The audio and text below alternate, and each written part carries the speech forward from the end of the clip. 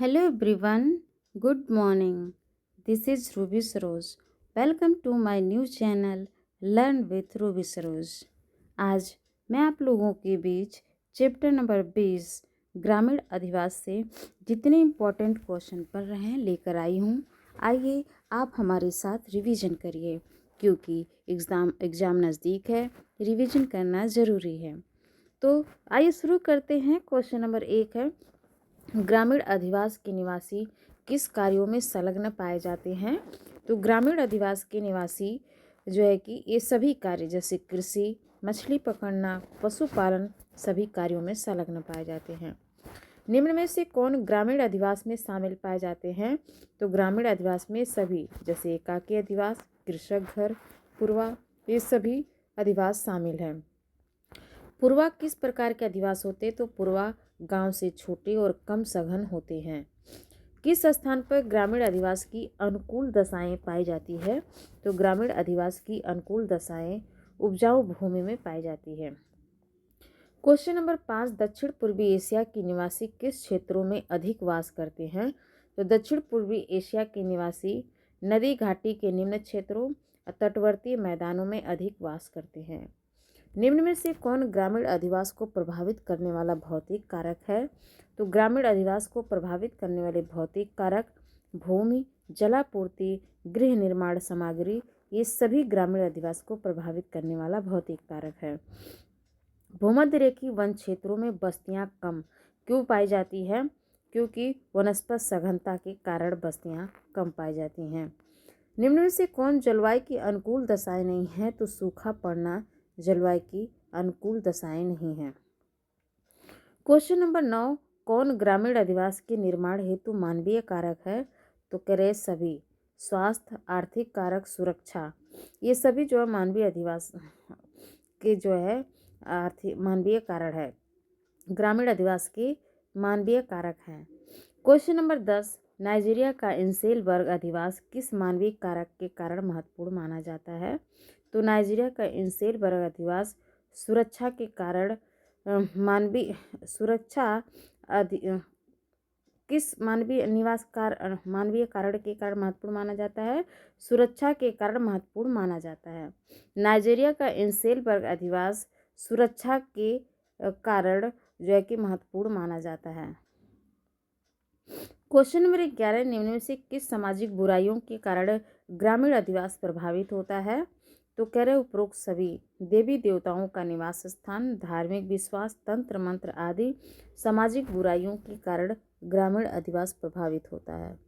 निम्न में से कौन सा ग्रामीण बस्तियों खेतों के द्वारा एक दूसरे से अलग होते हैं। के सभी प्रविकीर्ण, प्रकीर्ण, परिक्षिप्त, ये सभी जो है एक दूसरे से अलग होती हैं। क्वेश्चन नंबर 13, प्रकीर्ण अधिवास भारत के किस राज्यों में देखने को मिलती है। तो प्रकीर्ण अधिवास भारत के इस सभी अधिवास में देखने मिलती है जैसे मेघालय, उत्तराखंड, हिमाचल प्रदेश।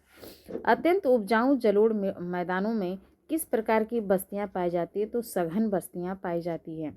अर्ध सघन बस्ती भारत के किस क्षेत्र में पाई जाती है। तो गुजरात के मैदान में।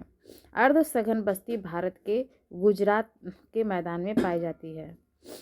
छत्तीसगढ़ तथा हिमालय की निचली घाटियों में किस प्रकार के अधिवास पाए जाते हैं। तो छत्तीसगढ़ तथा हिमालय के निचली घाटियों में पूर्वायुक्त ग्रामीण अधिवास प्रकार के अधिवास पाए जाते हैं। क्वेश्चन नंबर 17, कौन सी इकाई पूर्वायुक्त ग्रामीण अधिवास से संबंधित है। तो कह रहे पाढ़ा, पल्ली, नंगला, ये सभी पूर्वायुक्त ग्रामीण अधिवास से संबंधित है। पाढ़ा, पल्ली, नंगला, ये सभी जो है पूर्वायुक्त ग्रामीण अधिवास से संबंधित है।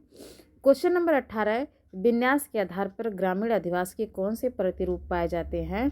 तो कह रहे सभी विन्यास के आधार पर ग्रामीण अधिवास के मैदानी ग्राम, तटीय ग्राम, पठारी ग्राम, ये सभी पाए जाते हैं। क्वेश्चन नंबर 19, कार्य के आधार पर पाए जाने वाले ग्रामीण अधिवास के प्रतिरूपों में कौन एक शामिल नहीं है। तो कह रहे वन ग्राम। कार्य के आधार पर पाए जाने वाले ग्रामीण अधिवास के प्रतिरूप में कृषि ग्राम, मछुआरा का ग्राम, लकड़हारों का ग्राम जो है कि शामिल है, लेकिन वन ग्राम शामिल नहीं है। क्वेश्चन नंबर 20, रैखिक प्रतिरूप के अधिवास निम्न में से किस स्थानों पर निर्मित होते हैं? तो रैखिक प्रतिरूप के अधिवास ये सभी नदियों के किनारे, घाटी के किनारे, सड़कों के किनारे सभी स्थानों पर निर्मित होते हैं। भारत में आंध्र प्रदेश के पूर्वी भाग और गुजरात के सौराष्ट्र और कच्छ क्षेत्र में किस प्रतिरूप के अधिवास पाए जाते हैं? तो रैखिक। क्वेश्चन नंबर 22, मरुस्थलीय क्षेत्रों जहां धूल भरी आंधियां चलती हैं उस क्षेत्र में किस प्रतिरूप के ग्रामीण अधिवास पाए जाते हैं? तो आयताकार प्रतिरूप। मरुस्थलीय क्षेत्रों में जहां धूल भरी आंधियां चलती हैं उस क्षेत्र में आयताकार प्रतिरूप के अधिवास पाए जाते हैं। क्वेश्चन नंबर 23, आयताकार प्रतिरूप के अधिवास भारत के किस क्षेत्रों में देखने को मिलते हैं? राजस्थान के पश्चिमी भाग, आंध्र प्रदेश के रायलसीमा क्षेत्र में, ये दोनों ये भी। क्वेश्चन नंबर 24, वृत्ताकार प्रतिरूप के अधिवास भारत के किस राज्यों में देखने को मिलते हैं? के सभी महाराष्ट्र, गुजरात, हरियाणा में वृत्ताकार अधिवास देखने को मिलते हैं। क्वेश्चन नंबर 25, जब कई सड़कें भिन्न भिन्न दशाओं से आकर मिलती हैं और उस सड़क के किनारे निर्मित अधिवास किस प्रतिरूप को दर्शाती है? तो तारे के आकार का प्रतिरूप। तारे के आकार का प्रतिरूप भिन्न भिन्न दशाओं से आकर मिलती है उस सड़क के किनारे निर्मित अधिवास को जो है कि तारे के आकार के रूप का प्रतिरूप दर्शाता है। ठीक है। क्वेश्चन नंबर 26, क्रॉस आकार के अधिवास प्रतिरूप किस स्थान पर निर्मित होता है? चौराहे पर। क्रॉस आकार का अधिवास चौराहों पर निर्मित होता है। भारत में कन्याकुमारी तथा बिहार की बूढ़ी गंडक नदी के मोड़ पर किस प्रतिरूप के अधिवास पाए जाते हैं? तो कह रहे तीरनुमा प्रतिरूप और लंबाकार प्रतिरूप। तीरनुमा प्रतिरूप और लंबाकार प्रतिरूप जो है कि पाए जाते हैं। क्वेश्चन नंबर 28, सीढ़ी नुमा आकार के प्रतिरूप के अधिवास भारत के किस क्षेत्र में पाए जाते हैं? के सभी हिमालय के गढ़वाल, कुमाऊं, असम ये सभी में। क्वेश्चन नंबर 29, चौकापट्टी प्रतिरूप के अधिवास निम्नलिखित में से किस स्थान पर देखने को मिलते हैं? तो कह रहे सभी उत्तरी चीन, उत्तरी भारत, दक्षिणी आंध्र प्रदेश, ये सभी जो है कि चौकापट्टी प्रतिरूप के अधिवास के स्थानों पर देखने को मिलते हैं। क्वेश्चन नंबर 30, पंखा प्रतिरूप के ग्रामीण अधिवास किस क्षेत्र में पाए जाते हैं? पंखा प्रतिरूप के ग्रामीण अधिवास डेल्टाई क्षेत्र में पाए जाते हैं। क्वेश्चन नंबर 31, भारत की कौन सी जनजातियां मधु छाता प्रतिरूप के अधिवास को निर्मित करती है? तो ठोड़ा। तो क्या है? टोड़ा।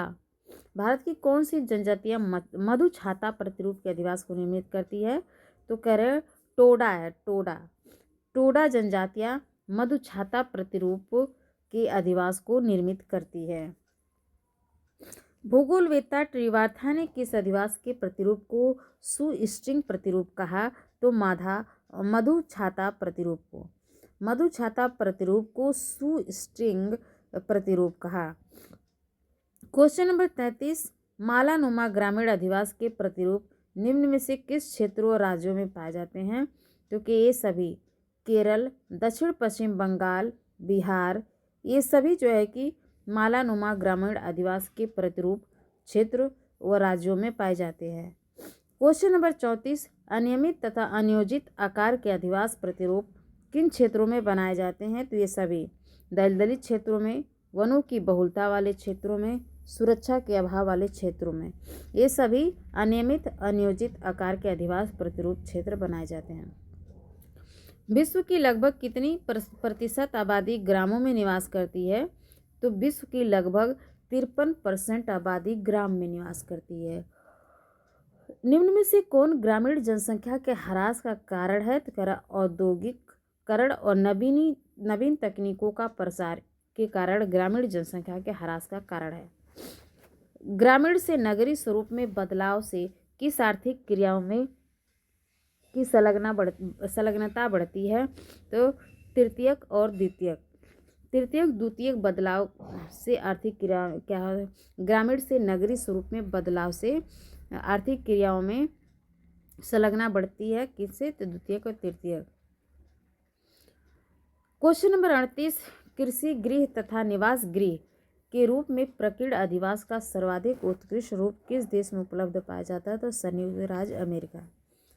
कृषि गृह तथा निवास गृह के रूप में प्रकीर्ण अधिवासों का सर्वाधिक उत्कृष्ट रूप संयुक्त राज्य अमेरिका देश में उपलब्ध पाया जाता है। क्वेश्चन नंबर 39, प्रकीर्ण अधिवास के उदाहरण निम्न में से किस देश में देखने को मिलते हैं? तो अर्जेंटीना, उरुग्वे दोनों में प्रकीर्ण अधिवास के उदाहरण देखने को मिलते हैं। पुर्तगाल के किस भाग में प्रकीर्ण अधिवास पाया जाता है? तो पुर्तगाल के दक्षिण भाग में प्रकीर्ण अधिवास पाया जाता है। सघन अधिवास में कौन निवास करते हैं? सघन अधिवास में कृषक, मछुआरे, खने के सभी निवास करते हैं। सघन अधिवास का सर्वप्रमुख क्षेत्र कौन सा है? तो सघन अधिवास का सर्वप्रमुख क्षेत्र मानसून एशिया है। सघन अधिवास के निवासी मुख्य रूप से किस आर्थिक क्रिया में संलग्न पाए जाते हैं? सघन अधिवास के निवासी मुख्य रूप से प्राथमिक क्रिया में संलग्न पाए जाते हैं। क्वेश्चन नंबर 44, ग्रामीण से नगरीय प्रवास या स्थानांतरण की प्रवृत्ति प्रायः किन देशों में बड़े स्तर पर पाई जाती है? तो कह रहे हैं कि ग्रामीण से नगरीय प्रवास या स्थानांतरण की प्रवृत्ति प्रायः किन देशों में बड़े स्तर पर पाई जाती है? तो क्या अल्प विकसित देश में। तो 44 का बी सही है। क्वेश्चन नंबर 45, ग्रामीण अधिवासों में जल अभाव, जल की अशुद्धियाँ, कौन सी बीमारियाँ उत्पन्न हो जाती है? ये सभी, हैजा, पीलिया, जल जनित अन्य रोग सभी। क्वेश्चन नंबर 46, निम्न में से कौन सी समस्याएं ग्रामीण अधिवास की समकालीन समस्याएं हैं? कि जन सुविधा का अभाव, संचार सुविधा का अभाव, ये दोनों जो है ग्रामीण अधिवासों की समकालीन समस्या है। क्वेश्चन नंबर 47, ग्रामीण अधिवास में निम्न में से किसकी संतोषप्रद उपलब्धता नहीं पाई जाती है?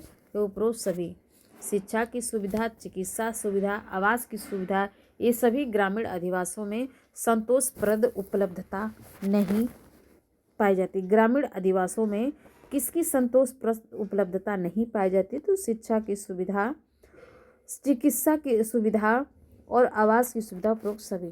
क्वेश्चन नंबर 48, ग्रामीण नगरीय स्थानांतरण के दो प्रमुख कारक कौन से हैं? तो कह रहे शहर की आकर्षण शक्ति, गांव की विकर्षण शक्ति। शहर की आकर्षण शक्ति और गांव की विकर्षण शक्ति ग्रामीण नगरीय स्थानांतरण के दो प्रमुख कारक हैं। तो क्वेश्चन नंबर 49 कह रहे कि निम्न में से कौन सा कारक ग्रामीण जनसंख्या को शहर की ओर पलायन हेतु बाध्य करता है? तो कह रहे उपरोक्त सभी, गांव में रोजगार की कमी का होना, बिजली सुविधा का अभाव होना, सामाजिक सुरक्षा का अभाव होना, जिसके कारण जो है कि ग्रामीण जनसंख्या को शहर की ओर पलायन हेतु बाध्य करता है।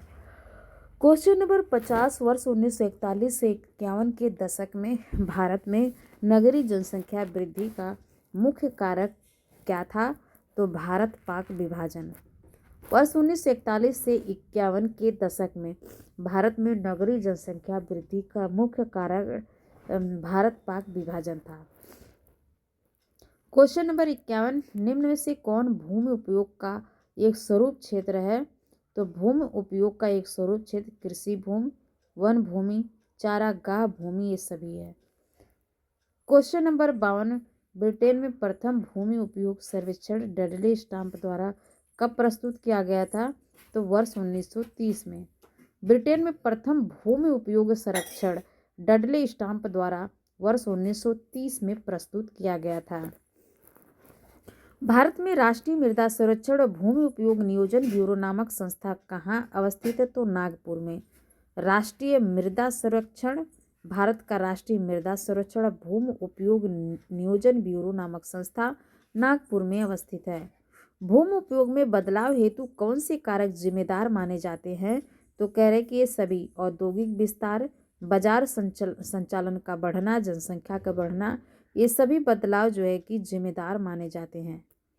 कृषि भूमि का बदलाव वर्तमान में किस रूप में देखने को मिलता है? तो कृषि भूमि का बदलाव वर्तमान में छोटे उद्योग में, मत्स्य पालन में, मुर्गी पालन में सभी देखने को मिलता है। क्वेश्चन नंबर 56, भूमि उपयोग में बदलाव से कौन से प्रभाव देखने को मिलता है?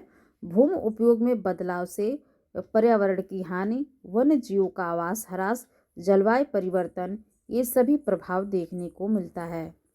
निम्न में से कौन भूमि उपयोग संरक्षण का प्रमुख उपाय नहीं है? तो कह रहे हैं भूमि उपयोग संरक्षण का प्रमुख उपाय नहीं है। तो इसमें क्या है, मृदा संरक्षण भूमि उपयोग संरक्षण का प्रमुख उपाय नहीं है। तो वनों उन्मूलन वन संरक्षण, तो इसमें प्रमुख उपाय नहीं है, तो वन संरक्षण नहीं है। इस क्वेश्चन को आप लोग देख लीजिएगा। कह रहे कि कौन भूमि उपयोग संरक्षण का प्रमुख उपाय नहीं है। तो इसमें वनों उन्मूलन होना चाहिए, लेकिन दिया है वन संरक्षण। तो इसे एक बार आप लोग देख लीजिए। मेरे समझ से तो 57 का सी होना चाहिए, लेकिन इसमें आंसर की में दिया है डी। तो आप लोग इस क्वेश्चन को देख लीजिएगा। क्वेश्चन नंबर 58, सरकार भूमि स्वामियों भूमि अधिग्रहण से क्यों करती है? सरकार भूमि स्वामियों भूमि अधिग्रहण से क्यों करती है? तो उपरोक्त सभी सरकारी प्रयोजन हेतु, सार्वजनिक उपक्रमों की स्थापना हेतु, क्षेत्र विकास हेतु सरकार भूमि स्वामियों को भूमि अधिग्रहण करती है। क्वेश्चन नंबर 59, भूमि अधिग्रहण संबंधित कानून को बनाने का अधिकार किसे प्राप्त है? भूमि अधिग्रहण संबंधित कानून को बनाने का अधिकार केंद्र सरकार राज्य सरकार दोनों को है। भूमि अधिग्रहण संबंधित कानून को बनाने का अधिकार किसे प्राप्त है? केंद्र सरकार राज्य सरकार दोनों को। क्वेश्चन नंबर 60, भूमि अधिग्रहण मामले हेतु नोडल एजेंसी का कौन मंत्रालय होता है? तो ग्रामीण विकास मंत्रालय। भूमि अधिग्रहण मामलों हेतु नोडल एजेंसी का कौन मंत्रालय होता है? तो ग्रामीण विकास मंत्रालय नोडल एजेंसी का मंत्रालय होता है। भूमि अधिग्रहण मामलों हेतु नोडल एजेंसी का कौन मंत्रालय होता है? तो ग्रामीण विकास मंत्रालय। क्वेश्चन नंबर 61, भूमि अधिग्रहण अधिनियम 1894 को वर्ष 2013 में किस नाम से परिवर्तित किया गया है? तो भूमि अधिग्रहण पुनर्वासन पुनर्व्यवस्थापन अधिनियम 2013। भूमि अधिग्रहण अधिनियम 1894 को वर्ष 2013 में किस नाम से परिवर्तित किया गया? तो भूमि अधिग्रहण पुनर्वासन और पुनर्व्यवस्थापन अधिनियम 2013। क्वेश्चन नंबर 62, भूमि अधिग्रहण अधिनियम 2013 के तहत पब्लिक प्राइवेट भागीदारी द्वारा निर्मित परियोजनाओं हेतु कितने प्रतिशत प्रभावित परिवारों की सहमति आवश्यक बताई गई? तो 70%। भूमि अधिग्रहण अधिनियम 2013 के तहत पब्लिक प्राइवेट भागीदारी द्वारा निर्मित परियोजनाओं हेतु कितने प्रतिशत प्रभावित परिवारों की सहमति आवश्यक बताई गई? तो 70%। भूमि अधिग्रहण अधिनियम 2013 के तहत पब्लिक प्राइवेट भागीदारी द्वारा निर्मित परियोजनाओं हेतु 70% प्रभावित परिवारों की सहमति आवश्यक बताई गई है। क्वेश्चन नंबर 63, भूमि अधिग्रहण हेतु किस वर्ष सार्वजनिक उद्देश्य से निर्मित निजी अस्पतालों और निजी संरक्षण संस्थानों को कानून से बाहर कर दिया गया? तो वर्ष 2015 में। भूमि अधिग्रहण हेतु वर्ष 2015 में सार्वजनिक उद्देश्य से निर्मित निजी अस्पताल और निजी शिक्षण संस्थानों को कानून से बाहर कर दिया।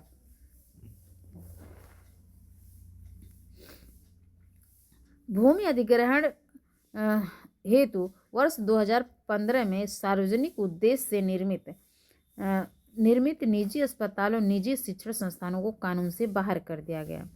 क्वेश्चन नंबर 64, वर्तमान वर्ष 2017 में भूमि अधिग्रहण कानून 2015 में संशोधित कर भूमि स्वामियों के लिए मुआवजे की राशि ग्रामीण इलाकों के लिए कितने गुना निर्धारित की गई? तो 2 गुना।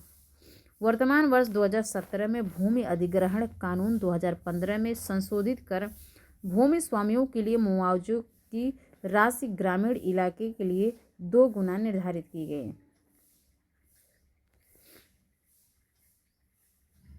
क्वेश्चन नंबर 65, कौन सा भारत में ग्रामीण बहिर्प्रवास का महत्वपूर्ण कारक है? तो भारत में ग्रामीण बहिर्प्रवास का महत्वपूर्ण कारक बेरोजगारी है। भारत में ग्रामीण बहिर्प्रवास का महत्वपूर्ण कारक बेरोजगारी है। भारत में ग्रामीण बहिर्प्रवास का महत्वपूर्ण कारक बेरोजगारी है। क्वेश्चन नंबर 66, कौन सा कथन सही है? तो कह रहे उपरोक्त सभी कथन सही है। ग्रामीण अधिवास के निवासी भूमि के विदोहन पर निर्भर होते हैं। ग्रामीण अधिवासी कृषि, पशुपालन आदि प्राथमिक क्रियाओं से संलग्न होते हैं। ग्रामीण अधिवास में एकाकी अधिवास, कृषक, घर, पूर्वा आदि आते हैं। तो उपरोक्त सभी कथन सही। क्वेश्चन नंबर 67, कौन सा कथन सही है? तो कह रहा पहला दूसरा। पूर्वे गांव से छोटे होते हैं, पूर्वे गांव की अपेक्षा कम सघन होते, दोनों कथन सही है। क्वेश्चन नंबर 68, सही मिलान करने के लिए बोला है। कौन सा सही सुमेलित है? तो कह रहे भूमि जो मैदानी क्षेत्र में है। कौन सही सुमेलित है? तो 68 का, इसमें 68 का ये दिया है, भूमि जो मैदानी क्षेत्र में है। अधिवास के सहायक कारक जो भूमि मैदानी क्षेत्र है। तो 68 का ये। 69 कह रहे कौन सा कथन असत्य है? तो 69 का सी कथन असत्य। जो सत्य है उसे देखते हैं। बाढ़ आदि प्रकोपों से बचने हेतु ऊंचे स्थान अधिवास अनुकूल होते हैं। प्राचीन समय में चीन के लोएस प्रदेश में लोग कंदराओं या भूमिगत स्थल में मकान बनाते थे। उत्तरी गोलार्ध में पर्वतों के उत्तरामुखी ढाल पर बस्ती अधिक स्थापित होती है। तो 69 का सी गलत है और बाकी सही है।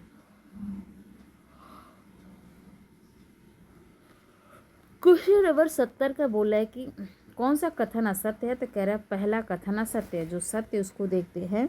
सुरक्षा की दृष्टि से नाइजीरिया में इंसेल वर्ग का व्यापक महत्व दृष्टिगोचर होता है। सुरक्षा की दृष्टि से नाइजीरिया में इंसेल वर्ग का व्यापक महत्व दृष्टिगोचर होता है। सामाजिक रूढ़ियां भी मानव अधिवास की स्थापना में सहायक होती है। सामाजिक रूढ़ियां भी मानव अधिवास की स्थापना में सहायक होती है। तो कह कौन सा कथन असत्य है? तो इस पहला कथन जो है कि असत्य है। क्वेश्चन नंबर 71, कौन सा कथन सही है? तो कह उपरोक्त सभी कथन सही है। तो देखते हैं। प्रक्षिप्त अधिवास पर्वतीय क्षेत्रों, उच्च भूमियों में पाई जाती है। प्रकीर्ण अधिवास के निवासी स्वावलंबी होते हैं। प्रविकीर्ण अधिवास का आकार छोटा होता है, जिसमें परिवार के सदस्य ही मुख्य रूप से निवास करते हैं। तो 71 का डी उपरोक्त सभी कथन सही है। 72 में कौन सा सही सुमेलित है? तो जो सही सुमेलित है बी, सन्नत अधिवास नदी घाटियों में विकसित है। जो सन्नत अधिवास नदी घाटियों में विकसित है। क्वेश्चन नंबर 73, निम्न कथनों पर विचार कीजिए। कौन सा कथन सही है? तो कह रहा पहला, दूसरा, तीसरा। पहला, सन्नत अधिवासों का विकास उपजाऊ मैदानों में होता है। जो सन्नत अधिवास का उसका विकास उपजाऊ मैदान में होता है। एकत्रित वस्तुओं में अधिवास में वस्तुओं का उपयोग सामूहिक रूप से होता है। गुजरात के मैदान में अर्ध सघन बस्तियां पाई जाती हैं। तो इस प्रकार पहला, दूसरा, तीसरा तीनों कथन सही है। क्वेश्चन नंबर 74, कौन सा कथन असत्य है? तो कह रहे कि 74 का डी कथन असत्य है। पूर्वायुक्त ग्रामीण अधिवास अपेक्षाकृत अधिक सघन होते हैं। पूर्वायुक्त ग्रामीण अधिवास अपेक्षाकृत अधिक सघन होते हैं। कौन सा कथन असत्य है? तो कह रहे डी, पूर्वायुक्त ग्रामीण अधिवास अपेक्षाकृत अधिक सघन होते हैं। पूर्वायुक्त ग्रामीण अधिवास अपेक्षाकृत अधिक सघन होते, यही गलत है। और जो क्योंकि पूर्वायुक्त ग्रामीण अधिवास अपेक्षाकृत अधिक सघन नहीं होते हैं, ठीक है, इसलिए ये गलत है। जो सही उसको देखते हैं। गंगा, यमुना, दोआब में अर्ध सघन अधिवास पाए जाते हैं। पूर्वायुक्त ग्रामीण अधिवास में श्रम सहयोग की प्रवृत्ति देखी जाती है। नियोजित अधिवास सरकार द्वारा निर्मित होती है। नियोजित अधिवास सरकार द्वारा निर्मित होती है। पूर्वायुक्त ग्रामीण अधिवास में श्रम सहयोग की प्रवृत्ति देखी जाती है। गंगा, यमुना, दोआब में अर्ध सघन अधिवास पाए जाते हैं। क्वेश्चन नंबर 75, निम्न कथनों पर विचार कीजिए। उपरोक्त कथनों में से कौन सा कथन सही है? तो कह रहे हैं कि बी, पहला और दूसरा। रैखिक प्रतिरूप के अधिवास सड़कों, नदियों के किनारे अथवा तटबंधों पर निर्मित होते हैं। रैखिक प्रतिरूप के अधिवास सड़क, नदी के किनारे, तटबंधों पर निर्मित होते हैं। आयताकार प्रतिरूप केवल राजस्थान के पश्चिमी भागों में पाया जाता है। तो इस प्रकार जो है कि 75 का बी सही है। क्वेश्चन नंबर 76 कह रहे कौन सा कथन सही है, पहचान कीजिए। यह उपरोक्त सभी कथन सही है। आयताकार अधिवास प्रतिरूप प्राय किसी जल स्रोत के निकट पाए जाते हैं। आयताकार, तो आंध्र प्रदेश की रायलसीमा में आयताकार अधिवास प्रतिरूप पाया जाता है। फिर इसके बाद मरुस्थलों में मीठे पानी के कुएं के चारों ओर वृत्ताकार के अधिवास पाए जाते हैं। तो इस प्रकार 76 का डी कथन सही है।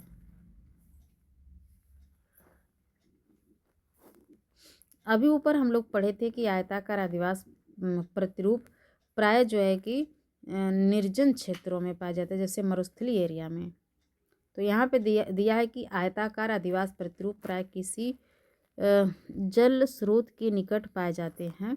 तो इस क्वेश्चन को आप लोग देख लीजिए, क्योंकि अभी हम लोग ऊपर पढ़ते हुए आ रहे हैं कि जो आयताकार अधिवास है वो मरुस्थलीय एरिया में पाए जाते हैं। तो फिर इसके बाद आंध्र प्रदेश के रायलसीमा में आयताकार अधिवास प्रतिरूप पाया जाता है। तो हो सकता है आंध्र प्रदेश के रायलसीमा में आयताकार दिखा रहा है, यहाँ पे भी तो जल का स्रोत हो किनारे में। तो इस प्रकार से इस क्वेश्चन को आप लोग देख लीजिएगा कौन सही है। 76 का डी इसमें दिया आंसर की में। क्वेश्चन नंबर 77 में दिया कि उपरोक्त में से कौन सा सही सुमेलित है। तो कह रहा है डी, पहला, दूसरा, तीसरा। तारे के आकार के प्रतिरूप उत्तर प्रदेश का के बहाना क्षेत्र है और तीरनुमा प्रतिरूप बिहार का गंडक नदी क्षेत्र है। सीढ़ी आकार के प्रतिरूप असम मणिपुर है। तो 77 का डी सही है। 78 का कौन सा असत्य है। तो कह रहे हैं बी असत्य है। जो सत्य उसको देखते हैं, हिमालय के गढ़वाल में सीढ़ीनुमा प्रतिरूप के अधिवास पाए जाते हैं। चौका पट्टी प्रतिरूप के अधिवास सड़कों के चौराहे पर निर्मित होते हैं। पंखा प्रतिरूप के अधिवास नदियों के डेल्टाई भागों में पाए जाते हैं। तो इस प्रकार 78 का बी असत्य है। 79 का निम्न कथनों पर विचार कीजिए, कौन सा कथन सही है। तो कह रहे बी, पहला और दूसरा। तो विचार कीजिए कौन सा कथन सही है। तो कह रहा पहला दूसरा सही है। अरे बाप, ये इसमें जो है 79 का बी है, पहला और दूसरा। उत्तरी चीन उत्तरी भारत में चौका पट्टी प्रतिरूप के अधिवास पाए जाते हैं। उत्तरी चीन उत्तरी भारत में चौका पट्टी प्रतिरूप के अधिवास पाए जाते हैं। कृष्णा, गोदावरी तथा कावेरी नदियों के डेल्टाई भाग में पंखाकार प्रतिरूप के अधिवास पाए जाते हैं। तो इस प्रकार से पहला और दूसरा दोनों कथन सही हैं।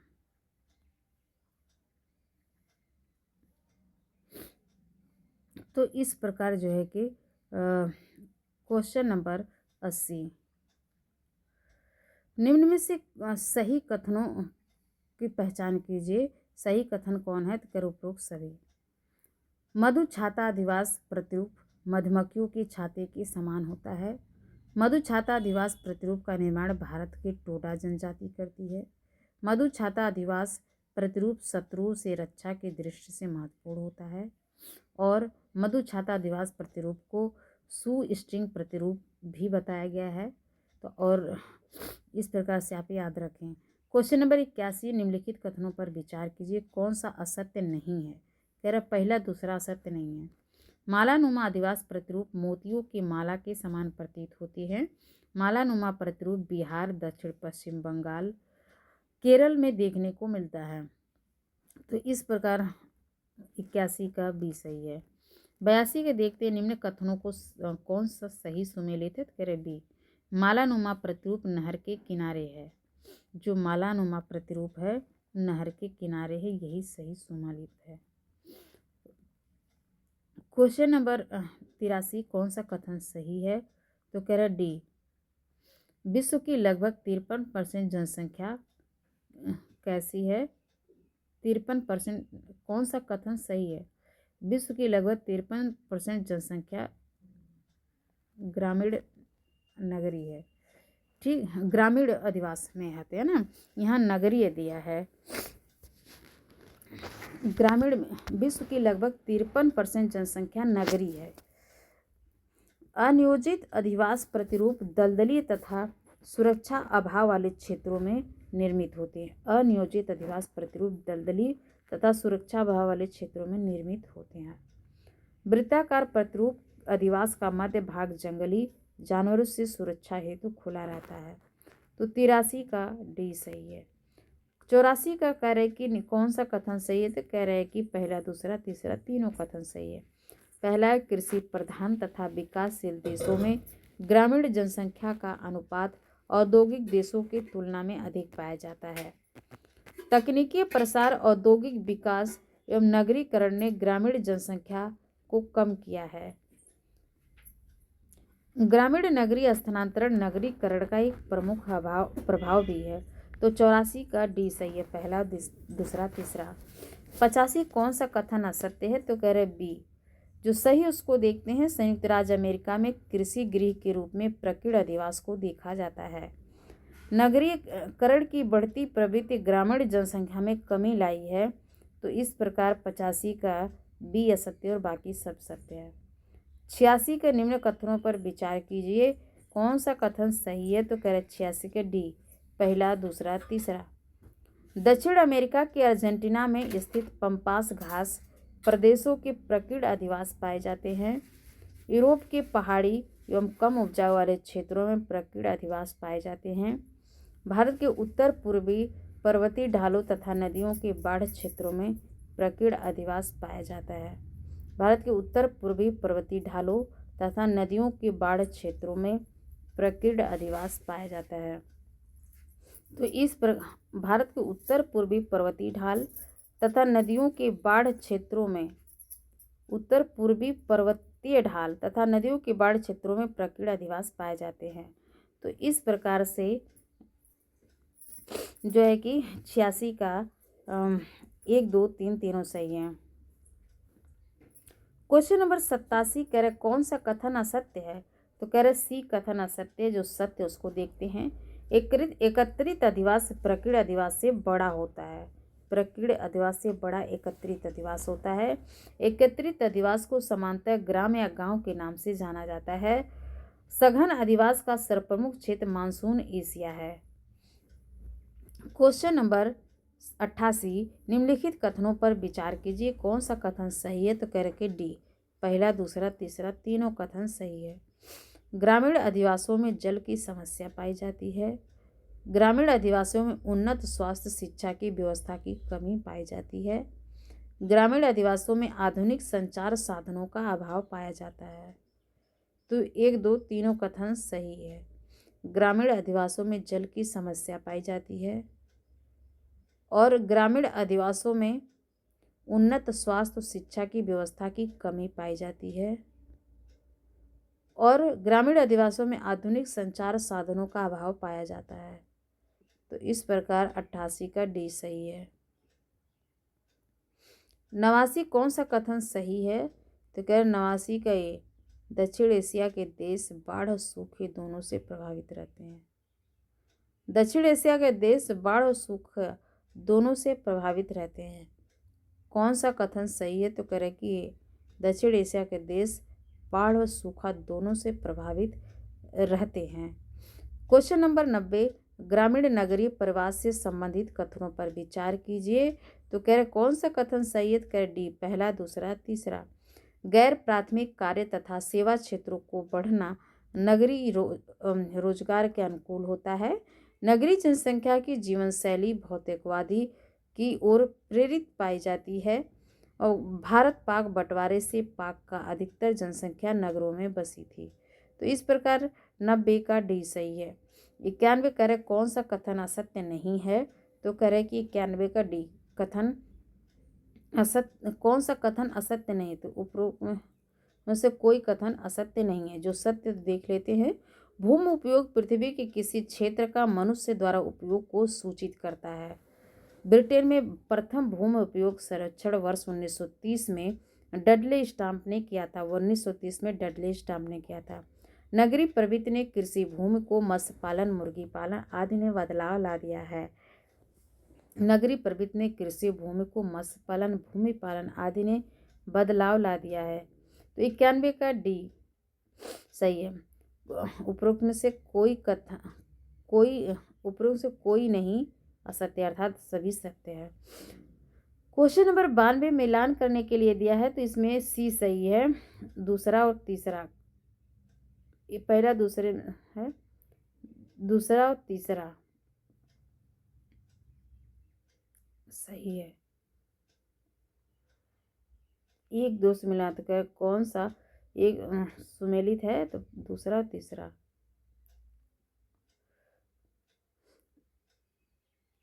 कार्य के आधार पर, इसमें दूसरा तीसरा सही दिया है, तो लेकिन वैसे जो है कि विन्यास के आधार पर मैदानी ग्राम, कार्य के आधार पर मछुआरों का अधिवास, आकृतियों के आधार पर रेखीय अधिवास, ऐसे सही होना चाहिए, लेकिन इसमें दिया नहीं है। तो ऐसे आप समझ लीजिए, विन्यास के आधार पर मैदानी ग्राम, कार्य के आधार पर मछुआरों का अधिवास, आकृतियों के आधार पर रेखीय अधिवास, यही सही है। 93 कह रहे कौन सा कथन सही है, के उपरोक्त सभी कथन सही है। नगरीकरण तथा भूमि उपयोग में परिवर्तन जलवायु परिवर्तन का एक प्रमुख कारण है। नगरीकरण तथा भूमि उपयोग में परिवर्तन जलवायु परिवर्तन का एक प्रमुख कारण भी है। भूमि उपयोग बदलाव प्रारूप पर्यावरण एवं पारिस्थितिकी पर नकारात्मक प्रभाव डालते हैं। मृदा संरक्षण, मृदा गुणवत्ता संवर्धन भूमि उपयोग संरक्षण के महत्वपूर्ण पहलू हैं। कौन सा कथन सही है? नगरीकरण तथा भूमि उपयोग में परिवर्तन जलवायु परिवर्तन का प्रमुख कारण भी है। भूमि उपयोग बदलाव प्रारूप पर्यावरण और पारिस्थितिकी पर नकारात्मक प्रभाव डालते हैं। मृदा संरक्षण, मृदा गुणवत्ता संवर्धन भूमि उपयोग संरक्षण के महत्वपूर्ण पहलू हैं। तो उपरोक्त सभी कथन सही है। क्वेश्चन नंबर 94 कह रहे हैं कि निम्नलिखित कथनों पर विचार कीजिए, कौन सा कथन सही है, तो कह रहे हैं कि डी। पहला है कि भूमि अधिग्रहण द्वारा सरकार भूमि के स्वामियों से मुआवजे देकर भूमि अधिग्रहण करती है। भूमि अधिग्रहण कानून में संशोधन कानून राज्य और केंद्र सरकार दोनों कानून बना सकती है। भूमि अधिग्रहण सार्वजनिक उपक्रमों की स्थापना सार्वजनिक प्रयोजनों के लिए किया जाता है। तो इस प्रकार 1, 2, तीनों कथन सही है। 95 कह रहे कि कौन सा कथन असत्य नहीं है, तो कह रहे कि 95 के बी कथन जो है कि असत्य नहीं है। और कौन सा असत्य नहीं है, तो अर्थात यही सत्य है। भूमि अधिग्रहण पुनर्वासन पुनर्व्यवस्थापन अधिनियम 2013 में लाया गया, लेकिन 2015 में से बंद कर दिया गया। क्वेश्चन नंबर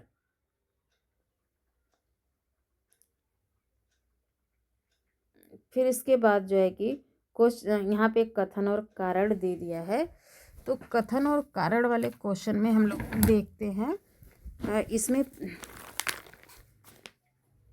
इसमें जो है कि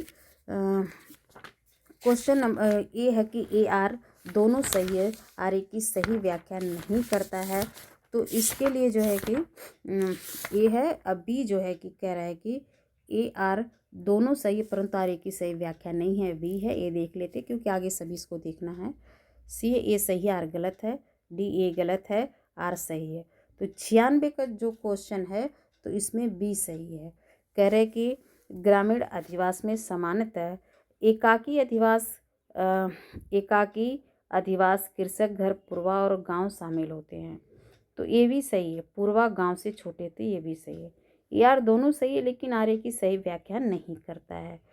क्वेश्चन नंबर 97 का कह रहा है कि ये सही है, अर्थात ग्रामीण अधिवास धरातल के सभी स्थानों पर नहीं पाए जाते हैं और अनुकूल भौगोलिक दशाएं ग्रामीण अधिवास को प्रभावित करती है।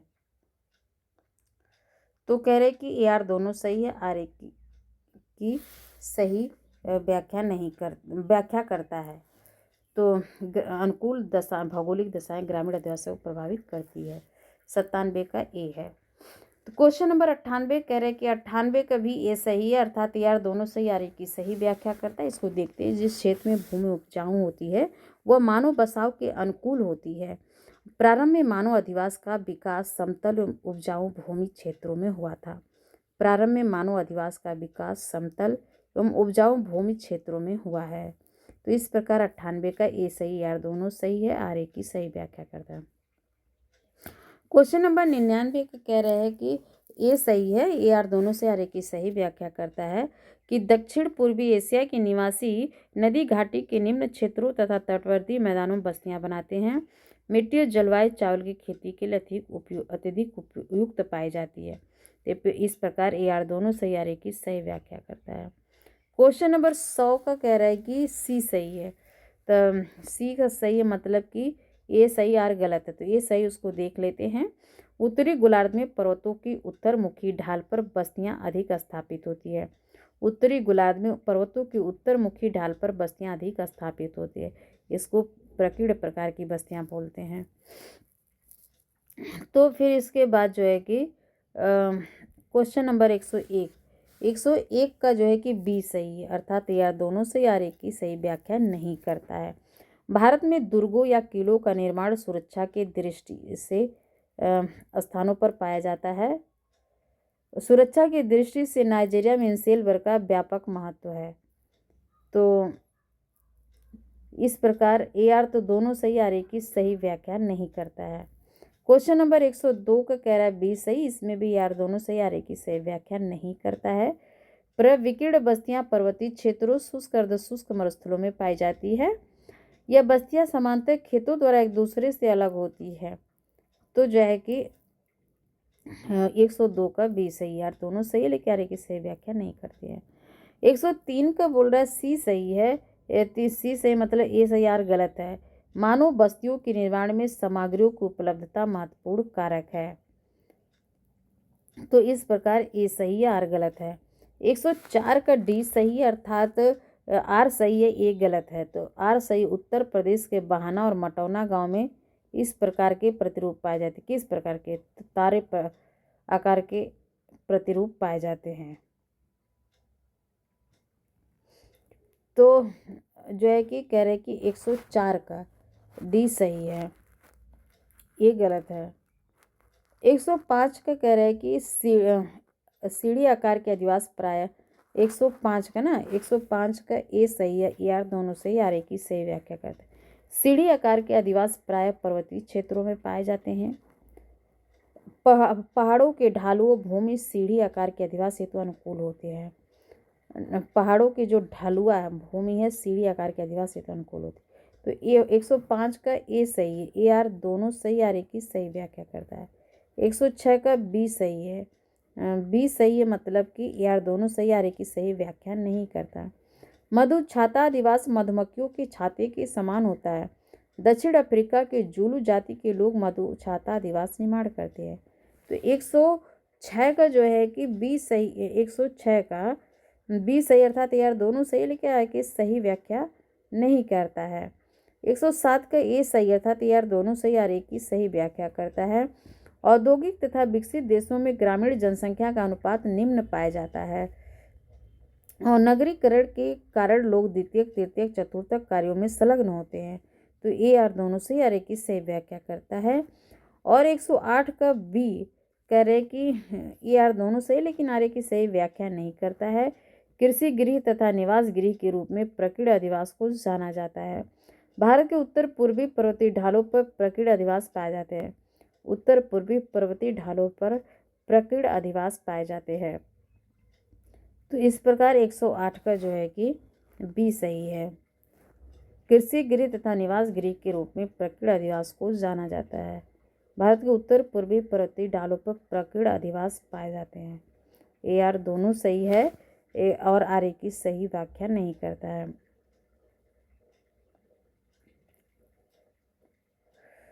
एक 108 का फिर देखते हैं कि कृषि गृह तथा निवास गृह के रूप में प्रकीर्ण अधिवास को जाना जाता है, ये भी सही है। आर कह रहे कि भारत के उत्तरी पूर्वी पर्वतीय ढालों पर प्रकीर्ण अधिवास पाए जाते हैं। तो यार दोनों सही, लेकिन आर ए की सही व्याख्या नहीं करता है। 109 का ए सही, अर्थात यार दोनों सही, आर ए की सही व्याख्या करता है। भूमि उपयोग में बदलाव को बढ़ते नगरीकरण के रूप में देखा जाता है। नगरीकरण में भूमि का उपयोग विभिन्न रूपों में किया जाता है। तो ए आर दोनों सही है और एक जो है आर ए की सही व्याख्या करता है। 110 का बोल रहा है कि बी सही है, अर्थात यार दोनों सही, लेकिन आर की सही व्याख्या नहीं करता है। भौतिक कारक जनसंख्या के भौतिक वितरण का केवल आंशिक और निश्चयात्मक स्पष्टीकरण प्रदान करता है और मनुष्य बस्ती निष्क्रिय के लिए क्षेत्रों को अपनी पसंद में निश्चय ही निष्क्रिय नहीं होता है। सभी जगहों में उसने अपने वातावरण पर कुछ नियंत्रण करने की योग्यता प्रदर्शित की है। तो ए आर दोनों सही, लेकिन आर की सही व्याख्या नहीं करता है। तो इतना क्वेश्चन थे ग्रामीण अधिवासी। अब लेकिन विगत वर्षों में पूछे गए कुछ क्वेश्चन हैं, देखते हैं। इसमें मिलान करने के लिए पहला दिया है कि ग्रामीण घर किसका सूचक है, तो करे ग्रामीण घर पर्यावरण का सूचक है। तो क्वेश्चन नंबर 2 में मिलान करना है, तो इसका कह रहे बी सही है, जो डॉट डॉट ऐसे करके तो कह रेखी है। ए और सी का देख रहे एक ही जैसा आकार है, तो कह रहे 3 का ए है, 4 का बी है, गुच्छित गुच्छित वाला तो सही है, 3 का ए भी सही है, रेखी है, और 2 का सी है, 2 का सी है, तारानुमा। तारानुमा तो ये जो है कि चित्र एक ही समान है, लेकिन तारानुमा बताया। 1 का डी है संवितरण, तो आप लोग इसे याद रखें। दूसरा का बी, इसको देख लीजिएगा क्योंकि पूछा गया क्वेश्चन है। क्वेश्चन नंबर 3 है, इसमें मिलान करना है, तो इसका बी सही है, 2 का ए है। तो कह रहे कि मानव बस्तियों का जो स्थल है, स्थानों की भौतिक और सांस्कृतिक विशेषताएं तथा गुण है। 3 का बी है, तो कह रहे कि स्थान के महत्व के विशेष संदर्भ में तुलनात्मक अवस्थिति मानव बस्तियों की स्थिति है। 1 का सी है, तो प्रवसन में विशेष कर्षण का रोजगार अवसरों की कारक गति है। और 4 का डी है, प्रवसन क्षेत्र प्रवसन प्रारूप के अंदर और बाहर स्थानीय लोगों पर प्रधानता जमाने वाले क्षेत्र हैं। तो इस प्रकार जो है कि तीसरा का बी सही है।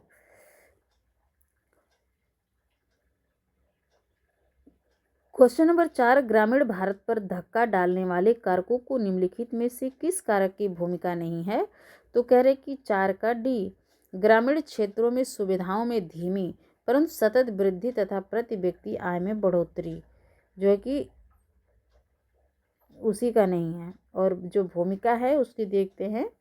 ग्रामीण भारत पर जनसंख्या वृद्धि में तीव्र बढ़ोतरी, कृषि योग्य भूमि पर जनसंख्या का उच्च दबाव और प्रति व्यक्ति कम आय तथा शहर और ग्रामीण क्षेत्रों के आय के स्तरों में सुस्पष्ट अंतर।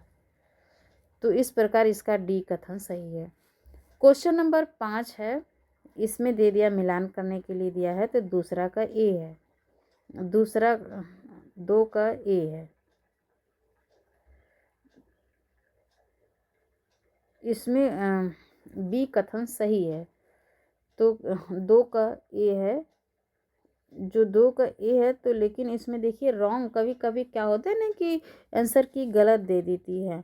अभी हम लोग ऊपर ही पढ़े हैं कि जो ए वाला टाइप है वो गुच्छित आकार का है, तो इसके 4 का ए होना चाहिए, लेकिन इसमें गलत दिया हुआ है, 4 का ए है। और जो रेखी है तो ऐसे ही अभी ऊपर ही पढ़े हैं, सी है, 3 का सी होगा। और समवितरण है, पहला का डी होना चाहिए। और तारानुमा जो है और दूसरा का बी है, ऐसे होना चाहिए। तो इस प्रकार से इसमें जो है कि आंसर की में गलत है, लेकिन जो मिलाया हुआ कथन सही है, आप लोग इसे याद रखें। क्वेश्चन नंबर 6 में कह रहा है कि मिलान करना है, तो इसमें भी डी सही है। हरित ग्राम किसी छोटे ग्राम घास मैदान के चारों ओर बने मकानों और गिरजा घर वाला गांव है। क्रास रूप ग्राम सड़कों के चौराहों के इर्द गिर्द विकसित गांव होता है। प्रक्षिप्त ग्राम जहां पूरे ग्रामीण क्षेत्र में बिलग खेत और आवास अनियमित रूप से बिखरे हुए हों। सड़क ग्राम सड़क मार्ग के आसपास विकसित गांव अथवा गांव जहां परिस्थितियों ने बस्ती के पार्श्विक विकास में व्यवधान पैदा किया हो, तो जो है कि सड़क ग्राम। इस प्रकार 6 का डी सही है। फिर इसके बाद क्वेश्चन नंबर 7 का देखते हैं। 7 में कहा है कि निम्नलिखित में से कौन सा कूट किसी क्षेत्र की बस्तियों के वितरण के आधार पर सही है, तो कह रहे हैं कि 7 का बी सही है अंतराल।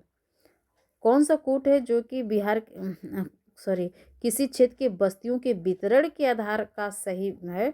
तो बी जो है कि अंतराल है, यही है बी। 8वां क्या है कि ग्रामीण बस्तियों का त्रिकोणीय प्रतिरूप आमतौर पर निम्न से कहाँ विकसित होता है? तो दो नदियों के संगम पर। दो नदियों के संगम पर त्रिकोणीय प्रतिरूप है। तो इस प्रकार से ग्रामीण अधिवास से जो है कि इतने क्वेश्चन पूछे गए हैं। तो 118 क्वेश्चन टोटल हम लोगों ने पढ़ा। इसी तरह से आप रिवीजन